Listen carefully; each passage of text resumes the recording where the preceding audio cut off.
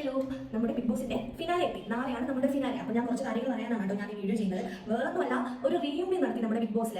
കഴിഞ്ഞ പല സീസണിലും റീയൂണിയൻ നടത്തിയിട്ടുണ്ട്. നമ്മൾ എന്താ ചെയ്യുന്നത്? അവരെ പോയി കണ്ട് നമ്മൾ കൺഗ്രാജുലേഷൻ കൊടുത്ത് അവർക്ക് ഒരു മോട്ടിവേഷനും ഒരു കോൺഫിഡൻസും കൊടുത്തിട്ടാണ് നമ്മൾ ഇറങ്ങി വരുന്നത്, അവരുടെ കണ്ടസ്റ്റൻസ് ഒക്കെ ഇറങ്ങി വരുന്നത്. പക്ഷേ ഈ സീസണിൽ എന്താ ചെയ്തത്? കുറെ വിഡ്ഢികൾ കയറി ചെന്ന് അവിടെ സമാധാനത്തിൽ ഇരുന്ന ബിഗ് ബോസ് വീട്ടിലെ അവ്യലും പരിവാക്കി എല്ലാം കൂടെ അനുമോളുടെ തലയിൽ വെച്ചു കൊടുത്ത് ബെസ്റ്റ് ഫ്രണ്ട്സ് എന്ന് പറഞ്ഞ് നടന്നവർ അപ്പുറം ഇപ്പുറം നിന്ന് കത്തിയെടുത്ത് കുത്താൻ തുടങ്ങി. ഇതിനെല്ലാം കാരണക്കാരി ആരാണ്?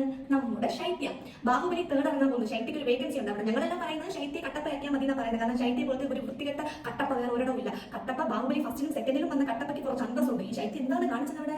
അയ്യേ, നാണക്കേട്. ശൈത്യക്ക് വെളിയിൽ അങ്ങനെ നടക്കാൻ പറ്റുമോ? ഏതെങ്കിലും ഫ്രണ്ട്സ് ഇനി ശൈത്യക്ക് ഉണ്ടാവും ഇങ്ങനെ കാണിച്ച്? ആർജെ ആദ്യത്തെ ആഴ്ചയിൽ നമ്മളെടുത്ത് കളഞ്ഞതാണ്. വേണ്ട, അവിടെ നിന്നിട്ട് ഒരു പ്രയോജനം ഇല്ലെന്ന് പറഞ്ഞ് നമ്മളെടുത്ത് കളഞ്ഞതാണ് ആർജെ.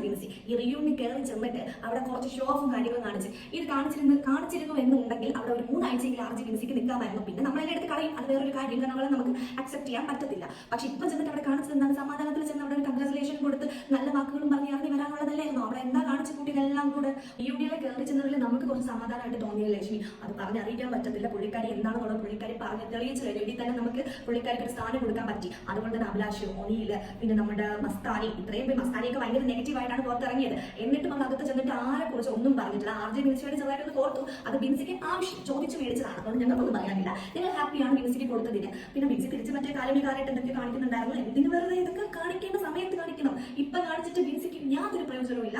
പിന്നെ നമ്മുടെ അനുമോള് കപ്പ് നമ്മുടെ അനുമോൾക്കാണ്. പിന്നെ എനിക്ക് വല്ലാത്ത ഇഷ്ടമുള്ള കണ്ടസ്റ്റൻസ് അനുമോളും അനീഷുമാണ്. രണ്ടുപേരും നന്നായിട്ട് കളിച്ചിട്ടുണ്ട്. പക്ഷെ നമുക്കറിയാം ആരാണ് കപ്പ് കൊണ്ടുപോകുന്നത്. അത് നമ്മുടെ അനുമോളാണ്. എല്ലാവരും അനുമോൾക്ക് വേണ്ടി സപ്പോർട്ട് ചെയ്യാം. ഓക്കെ, നമ്മുടെ ഏഷ്യനെറ്റിന്റെ ബിഗ് ബോസ് ചരിത്രത്തിൽ ഒരു റിയൽ സർവൈവർ ഉണ്ടെങ്കിൽ അത് അനുമോളാണ്.